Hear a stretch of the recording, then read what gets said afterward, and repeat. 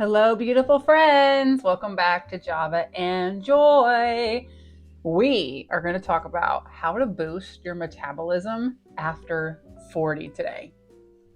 Any of us who are after 40 need this. We feel this on like the deepest level, correct? Excited to go over that topic. So many of at least the women I know, myself, my clients struggle with this every single day. This is a hot topic.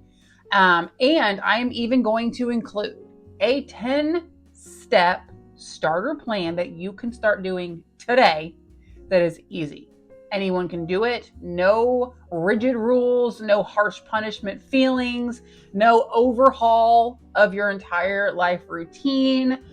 We're talking very simple things that you can start implementing into your day right now, literally right now, and start seeing major results pretty darn quickly. Okay. So that will definitely be a part of this episode. And as always, though, first of all, housekeeping. If you haven't already gotten my free FREE health kickoff guide, you need to go grab that. It is going to give you that little boost that you need to kind of get started and refreshed and on the right track leading into spring and summer and just feeling your best. It is a short, easy guide. Go grab it. Completely free. I will have it linked in the show notes. It's also on my link in bio on Instagram. It is on my website, carlajoywellness.com. Go grab it. Completely free. And I promise you, you will love it. If you don't learn at least one thing from it, or at least implement one thing from it and not see a difference, I would be absolutely shocked. So go get my freebie. Go check that out. Okay. As always, let's do our warm up before we dive in. Grab your coffee, your Java, get in a comfy seat, relax yourself. If you're driving, obviously, we got some restraint there and that's okay, but you can still unclench your jaw, kind of relax those shoulders a little bit, take a deep breath, and just enjoy this time that is just for you.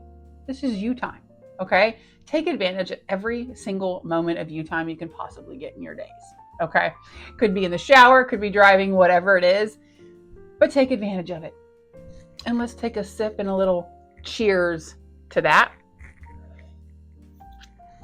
So good. And as always, take a photo of you drinking your coffee and enjoying your joy moments, by the way, at any time. Obviously, don't take the picture if you're driving. And share it. Share it on your Instagram or your Facebook, but tag me. Tag me in it at Carla Joy Wellness. I love spreading those joy moments with my community. I love seeing them, celebrating with you. And I love paying it forward. So keep sharing those with me. And as far as joy moments go, I had so many this week. I want to know what yours are. Leave them in the comments. Everyone had at least one joy moment this week that we can speak to. Me personally, I really prioritized my sleep starting the week prior, and it paid dividends to me this week. I got so much done. My energy, it was like I was a new person. Holy moly. I got my spring cleaning done around the house. I colored my roots. I did my nails. I did everything all at once. It was amazing. It was amazing. Definitely a huge joy moment for sure. So that was really, really exciting. So share yours. Share your joy moments. We always have at least one, and you could brighten someone's day by them just saying, you finding something joyful in a simple way too. Okay.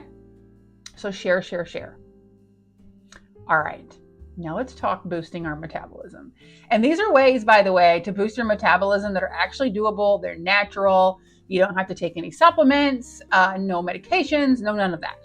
None of that. We don't, try to go that direction here with Carla Joy Wellness, right? Everything's done by the Joy method, which is usually it's about adding and not subtracting, by the way, and not punishing ourselves. Okay, so let's talk about our metabolism for a second here, because so many women hit their 40s and they start thinking like, why does my body feel different? Why does it look different? Why am I gaining weight so much easier? Why am I feeling puffy? And honestly, sometimes it can make us go like, why am I even trying? And what's frustrating is you're probably doing a lot of the things that you used to do and they just don't seem to work anymore. So we're going to break this down in a real life way. And we're going to talk about why the metabolism is changing to begin with and what actually slows it down. And then the best ways to support that naturally without extreme diets, punishing workouts, obsessions, none of that. We're leaving all of that for somebody else because it ain't for us. Okay.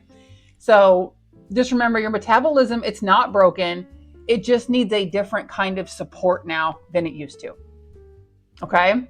So let's start with like what your metabolism is for those who don't know. And I'm not going to get super sciencey here because again, that's just not what we do here. So we're going to make this real simple so anybody can just understand it.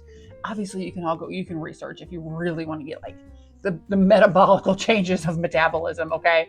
But just know that when your metabolism slows, it just means that your body isn't burning energy the way that it used to. So basically the way that your body turns food into energy, it can affect things, right? So it affects how you feel. It affects the way you burn calories. It affects your blood sugar. It affects your weight. It affects your hormones. Your metabolism is literally just how your body turns food into fuel, what it does with it. Okay, so metabolism is not just about weight. It's energy, it's strength, it's balance, it's your hormones. And after 40, you're going to really notice that shift because all of the things are changing hormonally, physically, and even mentally. So we think, oh, metabolism is just about weight. It actually can affect multiple things as far as our health and our wellness goes. And the reason that it changes after 40, it's not just because the magic number 40 came up. It's actually because as we get older, your muscle mass decreases, okay? And that means you're going to burn less fat at rest than you would have before. So we lose muscle over time. And especially if you're not currently strength training, you're not eating enough protein, things like that, okay? It's going to even further affect your muscles. And with the hormone shifting, we're losing estrogen, we're losing progesterone. And everything's changing with that during perimenopause. So those shifts can affect your appetite, your sleep, your cravings, your fat storage, your insulin sensitivity, like your blood sugar spikes, and again, your energy levels. So if you feel like your body is like suddenly different, you're not imagining it. You are not crazy. It is all these little things happening as we age. Okay. And that number is going to be different for everybody. It's not like you just hit a certain number and things change. It's just how we age, but it's also how we take care of ourselves that could change how much these things affect us. We can counteract these things. We can slow them down. We can help to prevent them for longer periods of time by how we manage that. Okay. Another thing that happens when we get older is our stress gets higher. As women specifically, the older we get, it's like we become more and more of the caretakers. So we feel like we're carrying it all: family, work, our aging parents that we're taking care of. We're balancing our marriage, our finances. We have our own health worries, that like what we're talking about right now. And it's a mental overload, and that causes stress. And chronic stress messes with your cortisol levels. And when cortisol is off, you're going to have blood sugar spikes. You're going to have more craving. It can actually like make sleep more difficult. All of which is going to make metabolism feel sluggish. So the fact that we are women and we are carrying the weight of the world literally affects our metabolism. So again, it's not always just the number. It's about the season of life that we're in and the things that we take on during that season. And keep in mind with sleep, especially when it gets worse, you talk about weird cravings, energy levels, that's really going to be affected with sleep. So sleep is like a really, really big one. Another thing with our lifestyles, ladies, that we have got to get our little grips on here is intentionally under eating. Who's guilty? Who's guilty? Who's done it? Who's restricted themselves? And this is a big one. So many of us women think we need to eat less to lose the weight. But under eating tends to backfire. It damages your metabolism, and then you end up either regaining or regaining plus some, like worse off than when you started. So no, intentionally restricting or under eating is not the way to go. Starving yourself is going to make things harder, and we have to change that mentality if we want to actually make a change and have it stick. Okay, so that's just some background on like how metabolism works and why it changes. And there are signs that your metabolism needs some support. Here are those signs for you. Feeling tired all the time, afternoon crashes, increased cravings, especially if you are craving a lot of sugars or carbs, weight gain that feels easier than before, constantly bloated or feeling puffy, if you have trouble building or keeping muscle mass, if you feel cold all the time, if you struggle to lose weight even when you are, quote unquote, being good, or if you just feel like your body's working against you. These are all signs that your metabolism probably needs some extra support. It does not mean that your body is broken. This just means that your body is asking for support, not punishment. Ladies, our bodies are already being punished enough. We get punished enough as women, physically, all the time. We do not need to add to the punishment list. Okay, we don't deserve any additional punishment, first and foremost.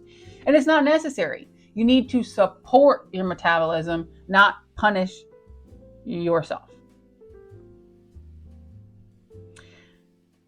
So what actually helps boost metabolism after 40? Now let's talk about what works. I'm not going to talk trendy hacks. We are not going to talk about detox teas and nonsense. We are not cutting out every carb. We are not going to survive on lettuce and protein shakes. Here's what actually helps, proven scientifically, and that doesn't feel like punishment.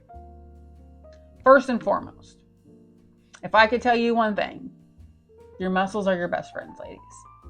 You got to build and protect your muscles. You have to. So strength training helps that metabolism so much. And strength training isn't just going to help like the muscle mass. It also helps bone health. And as we get older with less estrogen, we have things like osteoporosis to worry about. It helps balance your blood sugar. It will help with your posture.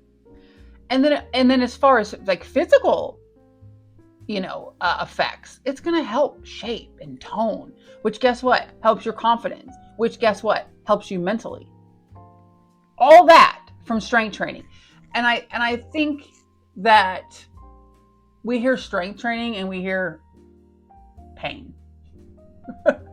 I know I used to. So what we're not saying, like, let's become a bodybuilder. We're not saying let's go like really hit the weights hard, like lift all this stuff and like take these high intensity classes. And that is not what I mean by strength training. These are things that you can do with like dumbbells at home. If you can't afford dumbbells, you don't have dumbbells, freeze bottled waters and use those as dumbbells.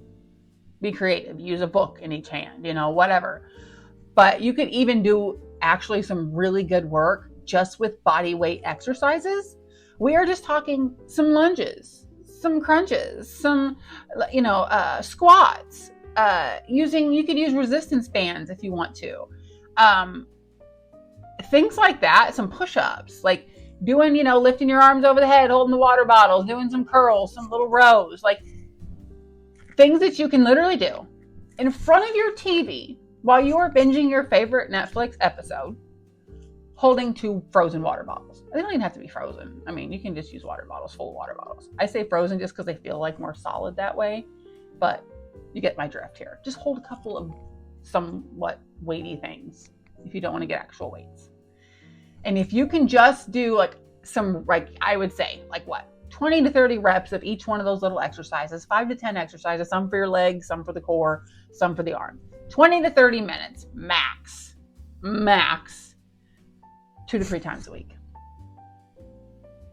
While you're watching your shows, by the way. So you don't have to even carve out extra time to do this. So we're not even taking away from your TV time here. All we're doing is adding something. And again, we add and we don't subtract here with the joy method, okay? And what I like to call as joy stacking. And you may have, you're probably going to hear me drop this a lot because it's like my favorite thing in the world. Joy stacking is kind of like habit stacking. So think of it as do something good for yourself while doing something that feels good for yourself. So like what brings you joy? Watching your Netflix show brings you the joy. Doing the weightlifting is something good for yourself. It's the same thing as I say, like turn on your favorite music or podcast while you do the dishes. Doing the dishes gets that off the to-do list. It clears your mind. It makes you feel good. You got to do it anyway, so you might as well make it fun. Add the joy. Add the joy in there. Do joy stacking. This is true with anything you name it, okay? So there's literally no excuse unless you have specific physical limitations. That's a whole other story, right? You need to work with your doctors, your physical therapists, whatever it is you have, doing what you can do when you have physical limitations. But for the average everyday woman, this is something that you can do 15 to 20 minutes. Start there with some strength training. Start with 2 days a week. 15 minutes for 2 days a week. Start there while watching your favorite TV show. Maybe you're not a TV person. Maybe you love music. Maybe there's like a playlist that you could make that you really, really would enjoy, or some podcasts that you really want to listen to. Use those as your reward, your joy moment while you are doing the workout. Joy stack. Joy stack, joy stack, joy stack. The goal is not punishment. The goal is to tell your body, we need this muscle and we're going to keep it. Right? We're not going in to get jacked and get pumped and like what they call it, swole. I hear people say swole a lot in that fitness world. We're just trying to be healthy. We're trying to boost that metabolism. That's our goal here today, is to boost the metabolism. But keep in mind, by doing this, you're also helping offset osteoporosis. And if you really want to think long term, you're preparing for a future where you may not have to be someone who needs that caretaking because you took preventative measures now. Don't you want to be as independent as you can for as long as you can? Strength training is your answer, ladies. Strength training is your answer to so many things. It goes beyond the metabolism, okay? So that's like number one. Number two, eating enough protein. Yeah, you hear it all the time. I know. But protein does matter. It maintains your muscle mass. So you've got to make sure you're getting enough protein. Support the muscle. It's going to help keep you fuller longer, which guess what? It's going to give you less cravings. It's going to stabilize that blood sugar so you're not having those spikes that make you have more cravings. And it's going to help your body recover from all that wonderful strength training that you are doing. Also keeps you from being as sick as often as long when you are stronger, by the way. So more benefits of that protein. And a lot of women are eating too much or not eating enough protein. I am definitely one that has to be very diligent about this because I'm not the biggest on it being like, I eat meat. I have no issues with meat. I'm not a vegetarian or a vegan, but I don't eat a lot of meat. I don't crave a lot of meat. I don't want a lot of meat. Now, dairy, I get down on some dairy. I eat cottage cheese and yogurts and, milk and all these things, no problem. But meat's a harder one. And it's like the best one to get like the biggest bang for your buck, so to speak. But even if you don't eat meat, start adding in more nuts, more of those dairy things, or whatever sources of protein that you can get based on whatever your, lifestyle is. Okay. And a big one is breakfast. Start that day with that big bang of protein. You really should have 30 grams of protein with every single meal. And breakfast is like the number one important one. And it's because it sets you up for like that even blood sugar for the whole day. And when that blood sugar kind of starts good and stays good, you're not going to have those dips, those afternoon slumps, those horrible cravings and all that later on. So it's like, start off the right way. Don't try to like catch up later, right? So another thing is like, don't be skipping lunch. Don't be like, I'll just have a snack. and then go gorge at dinner. That's a big one that a lot of us are super guilty of. That ties into that skipping meals thing. Don't do that. Do not do that.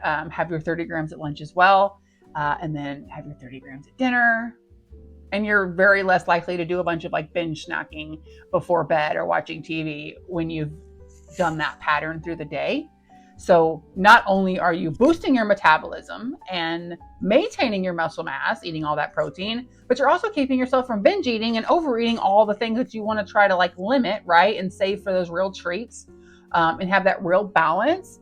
Which guess what? If you were to just do that, you're just going to lose weight because you're no longer night binging or eating a lot of things, too much of those things. There's nothing that's bad or that I think you should eliminate, again, unless you have specific dietary restrictions. But we should limit the things that aren't giving us nutritional value. And we can make better decisions and limit those things a lot easier when we are not hungry, when we don't have low blood sugar, when we are not underfueled. So that's why it's so super important to just start your day the right way and keep it maintained. Eat the 30 grams all 3 meals. And if you have a snack, 30 grams. Get that protein in there is what I'm saying. Do not skip it. So just keep asking yourself, like, how can I make each meal more balanced? And some of these examples, by the way, that maybe you have like eggs with some sourdough or a whole grain toast, Greek yogurt with berries and chia seeds, a chicken salad with veggies and avocado, cottage cheese bowls. I love cottage cheese bowls. My newest thing, by the way, oh my gosh, sweet potatoes that are stuffed. Take a sweet potato, put some cottage cheese on there, and then an egg, like an over medium egg on top of that.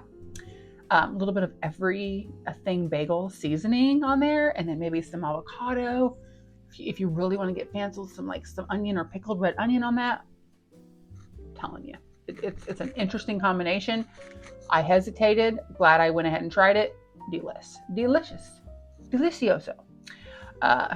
Just a little fun one. That's a newer one that I've been on a kick with, so thought I'd share that.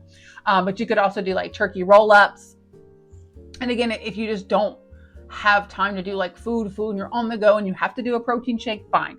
Get that protein shake. Make sure it's a clean protein, third-party tested, all the things, and no sugars added in there.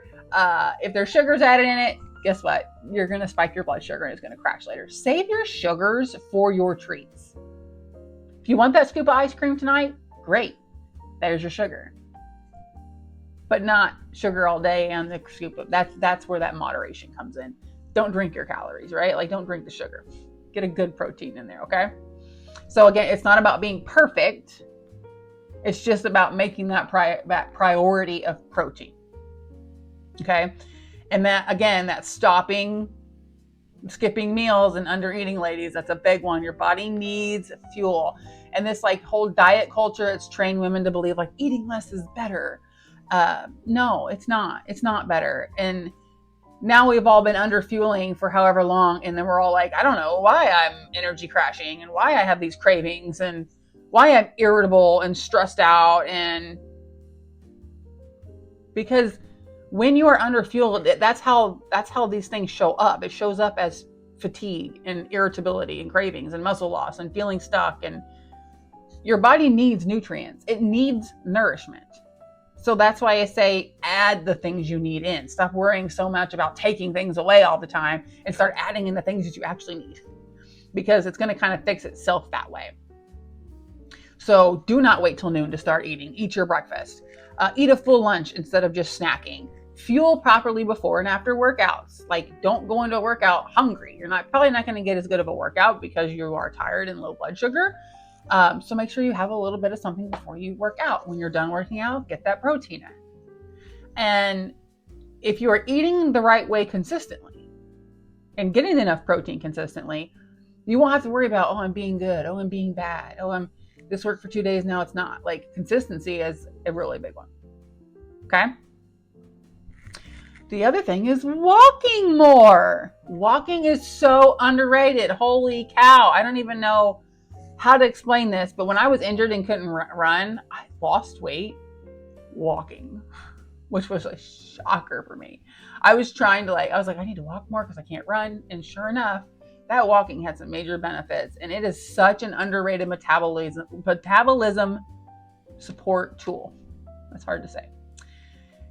And walking's not flashy. It's just something simple that you can do, right? So adding in these extra walks per day, I'm not saying, oh, I got to carve out an extra 10 minutes here and an extra 10 minutes there and an extra, you don't have to do that. Just every time you eat, walk for, a little bit after you eat. Walk in the morning, walk park further away and walk a little further. Take a walk while you listen to a podcast on your lunch break. Get up and walk around the house every hour watching TV. It all really adds up faster than you think. And increasing that daily movement actually supports blood sugar. It helps your metabolism. It reduces stress. It actually helps your digestive system in so many different ways. And it just helps your body use the fuel and energy more efficiently. So you don't have to destroy yourself with these huge workouts every day. You just need to move. Just move. Doesn't have to be hard. Just move. Just walk. So walking needs to be one of your priorities. Walk. Just walk more. I am such an advocate of walking now that I have 2 walking pads. Keep one at my desk so I can stand up, walk periodically, and I have one literally in front of my TV. So I can walk while I watch my shows. I don't walk the whole time. I'll sit for an hour or 2, but then I get up and walk for 15 minutes and I sit back down. Just having those breaks and those movements, it adds up. It so adds up. Okay? So walking. Walk. Again, we're going to talk about it again. Here it goes. Ready? Prioritize sleep. Sleep does not make you lazy. When you sleep better, you can handle your hunger, your cravings, your energy slumps, stress so much better. So much better. So here's what you're going to do. You're going to start off small though. Just go to bed a little bit earlier. A little bit. Start with 5 minutes this week. 5. So maybe you scroll a little less on your phone tonight before you go to bed. Dim the lights a little bit earlier so you can start getting in that shutdown mode. Have your coffee earlier in the afternoon so you're not having it too late. That's affecting you, being able to fall asleep. Maybe you need a calmer routine to get ready for bed. Maybe that looks like, maybe doing some skincare or reading something in bed that's not a screen, like an actual book or magazine. Make sure your room is cool, temperature-wise. Set up the right environment for the right results. Start with going 5 minutes earlier this week. Think about this. 5 minutes earlier. 7 days this week. It's a half hour extra sleep. 5 minutes a day, half hour, more than a half hour of sleep for the week. And then when you add 10 minutes next week, you got an extra hour of sleep for the week, plus some. So add 5 this week, add 5 next week, add 5 the following week. Now we're at 15 minutes. Just 15 minutes. 15 minutes less of scrolling on your phone or watching Netflix. Start small, build from there. It will add up, I promise you. You don't need this huge overhaul of your nightly routine. Small changes. Your body will absolutely benefit from more rest no matter what, okay? Another thing you want to work on is supporting your blood sugar balance. And unstable blood sugar just puts you all over the place. You're shaky, you're nervous, you have anxiety. It leads to overeating at night. You have cravings, energy crashes. That blood sugar needs to be steady. So really think about that. And again, that ties into eating protein no matter what, every single meal and snack, because it balances out those carbs and the sugars and other things, and it keeps that blood sugar from spiking. So that again, that's why I say that protein is so important because it's serving so many purposes other than just maintaining muscle. So many purposes. Okay. So remember to do that. And also remember fiber does not get talked about enough. Add your veggies in. Add those veggies in. That is going to make you feel fuller longer. And in my opinion, better than protein does. As far as that goes, as far as feeling full, I feel fuller from a bowl of vegetables than I do from a chicken breast. That's me personally, and for most women I work with, seems to be a pretty big trend. Everyone's different, but you need the vegetables either way. They're good for you. They're good for digestive system, all that, okay? So do that. Don't skip your meals. Eat whole foods as much as you can. Keep the blood sugars steady.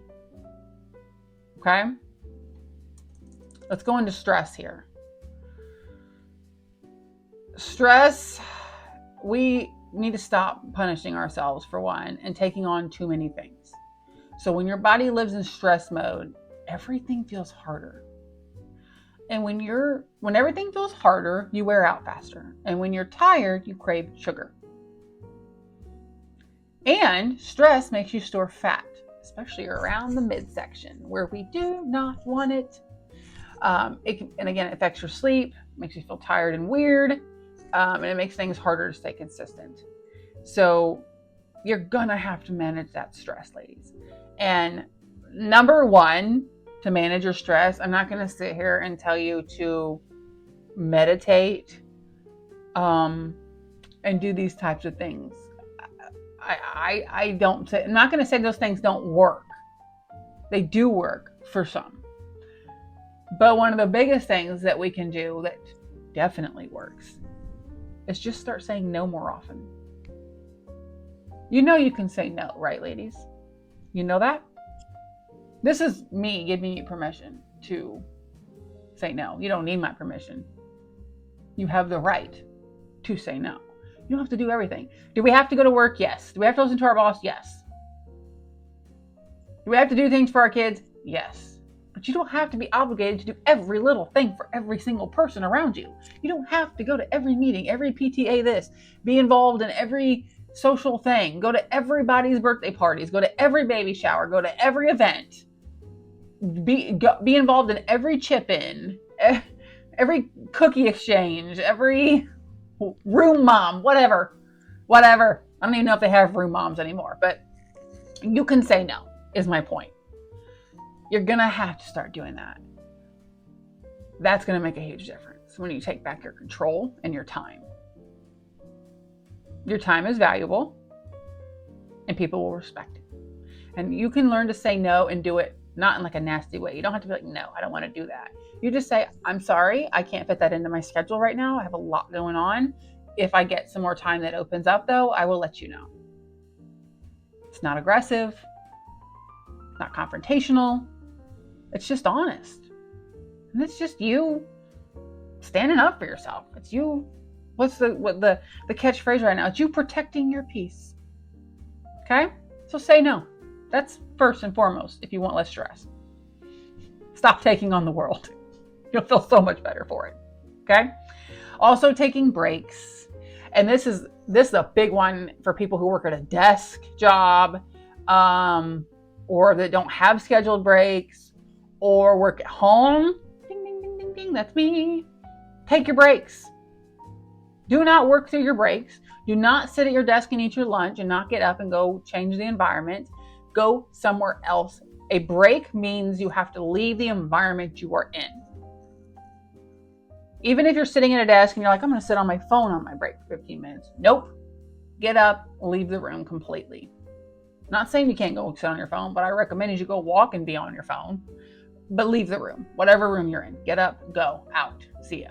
Lunch break, do not sit at your desk and eat. Go outside as much as you absolutely possibly can, by the way, on breaks and or anytime. Outside is a battery charger for you. Outdoors, fresh air, sunshine, nature, all those things are a natural source of energy. So use that. That's going to help with your stress. Taking those breaks, getting outside. It's like a mental detox. And then something I love for me personally is doing like a gratitude journal. I think that when we start our day with what we're grateful for, which we always have something to be grateful for if we woke up that day, then it kind of sets the tone for your mentality. And that is a stress reliever all in itself. When you already know you've won the battle because you got up today and you get to go to work, or you get to go for that run, or you get to have lunch with that friend, or whatever, you get to make dinner for your family. That gratitude really may not notice like the first 2 times you do it, but after you've been doing it every single day, you'll start to notice how like little things stop mattering as much because that bigger picture just starts to become like ingrained in you. So I'm a big gratitude journal fan. Okay. I recommend that personally. You can get cheap ones on Amazon. And if you don't want to buy anything, you can write down what you're grateful for every day on a piece of paper or a paper towel or a napkin or a Post-it note or whatever. And you don't even have to write it down. You could just say it out loud. Okay. And then I think the other side of it is also like slowing down whenever possible. Be in the moments more. When you're spending time with your husband, your kids, your friends, instead of worrying about what you have to do tomorrow or being on your phone or rushing through the motions, like doing homework with your kids or giving them a bath or making dinner, instead of rushing through those moments, if you could just pause everything else and just be present in those moments, that's going to just calm your entire nervous system down. And it's going to make you a better mom, wife, friend, whatever it may be, because you're actually present. You're actually there. And a lot of these moments are things we take for granted, by the way, like doing the homework with the kids and cooking dinner for the family. They feel like chores. But if those were taken away from you tomorrow, there'd be nothing that you would want more than to have them back. Or when they're one day gone or not around anymore, you'll miss it. You need to remember that. So being present will have so many mental benefits for you. And it'll make you a better version of you for everybody else around you. It's a way to protect your mental energy there too. So I feel like those are ways to reduce stress, not just breathe deep and meditate and all these things. I think these, saying no, being grateful, taking more breaks, and being present. That's how you reduce stress. Okay? The things that don't help help boost your metabolism is things like crash dieting, skipping meals, overdoing cardio, living on tiny salads, cutting out your carbs, obsessing over calories, quick fixes, doing extreme workouts. All of those things are not going to help your metabolism or your entire sanity level, by the way. Just your health in general. And I mean health by physical, mental, spiritual. All those things are just going to suck. Just suck the life right out of you. So don't do any of those things. Do all the other things. The goal is to support our bodies so we feel good and we start responding better. So your simple starter plan, that's what we're going to go over, which is just summarizing everything we kind of went over here.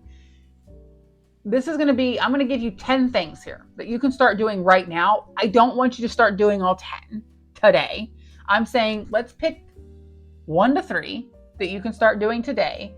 And then maybe, every few days or every week, maybe you add another one of these in. Or you just pick your favorites because some is always better than none. One's better than 0, right? So here's 10 things that I want you to consider adding into your life today. Not all 10 today. Pick 1 to 3, okay? I think 3 is a great number, by the way. Here's your list. Add protein to breakfast, 30 grams. Strength train twice a week, 15 minutes. Walk 10 minutes a day, somewhere in the day. Stop skipping lunch, 30 grams of protein. Go to bed 30 minutes earlier at some point. But for now, start with 5. Drink enough water daily. 64 ounces minimum, more if you're active. Eat more balanced meals, meaning get the protein in, get your veggies in. Fuel your workouts. Eat before you work out. Reduce your all or nothing thinking. And say no more often to other people and start saying yes to you more often. You can pick which ones you want to do. I challenge you to incorporate all of these over the next month, maybe 6 weeks, maybe 8 weeks. However, whatever pace feels good to you, because maybe you're already doing some of these, right? Or maybe you're someone who just wants to do a little more. Everyone's different. But I want you to have at least 3 of them started this week. 1 of them today. That is my challenge to you. 1 today, 3 by the end of this week. All 10 hopefully within 30 days though. And I want you to let me know how it goes. I want your honest, real result feedback, because everyone I've worked with client-wise and with myself has seen differences with these activities. And notice all these things that I've had you do. I took nothing away from you. I took nothing away. Nothing. Doesn't that feel more doable? Doesn't it feel like less punishment? These are things you can start doing now and not have to take away anything. You're not losing any joy. You're not starting any crazy routines, overwhelming things, not trying to figure out how you're going to have time to do these things. You don't have to go buy anything. I mean, you got to eat your protein, but you got to buy food. We got to buy food either way. But doesn't that sound so much more obtainable? Go do it. This is not a life overhaul. It's a few consistent shifts, because the women who feel better are not the ones doing all the extreme things. They're the ones that are doing simple things consistently. That's what we got to remember. So if your body has felt different after 40, your energy's feeling lower, you're dealing with weight issues, cravings, your motivation is harder to manage, please hear me. You did not fail. You're not broken. You're not lazy. Your body's just changing and it needs a different kind of support. It just needs that. It needs more nourishment. It needs more strength. It needs more balance and consistency and less punishment. Less punishment. You don't need to go back to who you were at 25, ladies. You just need to learn how to support the woman you are now. And that can be a powerful, beautiful, and freeing thing. Stop living in the past. Start serving yourself now. Sound good? Deal? Good. All right, let's take one last sip of Java. Let's shift our mindset, ladies. Ready to take on our days.